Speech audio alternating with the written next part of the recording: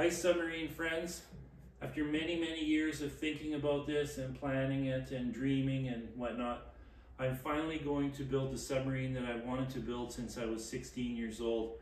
This is actually what got me going, but it was too complicated when I was younger and too expensive. So over the years I've been accumulating parts and pieces to do this, and I better get it done. So here we are. This is the diesel engine that I'm going to use. This is, I think, a 54 horsepower 4-cylinder Kubota. It has about 8,000 hours on it. So it's got plenty of hours, but it really runs nice. And also, I'm only going to use a fraction of the horsepower, so it's not going to have a difficult life at all. So the way it'll work is the engine will drive generators. The generators will charge batteries, and the batteries will supply the power to the electric motors.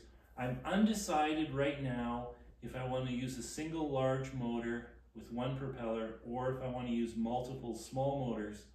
I'm really leaning towards the multiple small motors because you have built-in redundancy, and I really like that.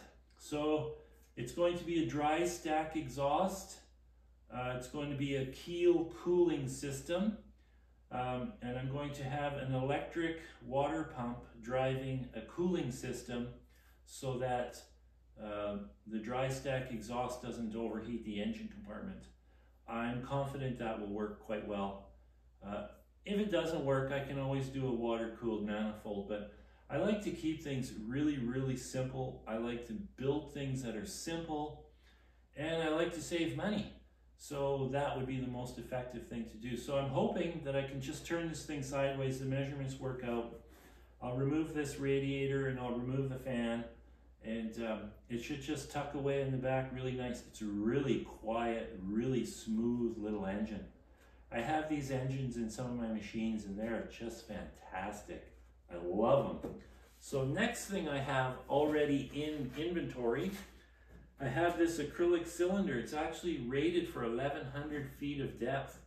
So I have the steel rings that go with it. I have to buy a nozzle to connect this to the hull of the pressure hull. That's not a big deal. And I also have the hatch already, which is mated to this acrylic cylinder. You can see the hatch right there.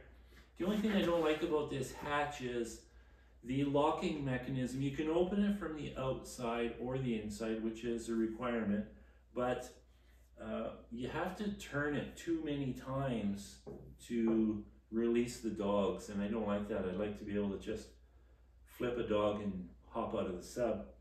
So it's going to have external ballast tanks, and it's going to have a single variable ballast tank inside of a significant size so that I can have 1 or 2 passengers without having a bunch of weights transferring in and out of the submarine. It'll probably be about 30 feet long. I'm still deciding on the tail cone. And the pressure hull, I'm waiting for some quotes for some suppliers. So I'll have that pretty quick, and I expect in the next week or so to be heading out to pick up the pressure vessel, which is the main hull of the submarine.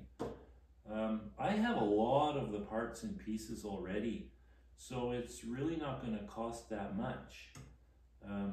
I don't want to predict the cost because I'm always wrong. But if you want to learn how to build a submarine, just follow along. This is going to be built in a very safe manner. The parts are going to be all proper parts. This is not a backyard hack job. This is going to be a proper submarine with proper safety protocols built into it. So stay tuned. Ciao.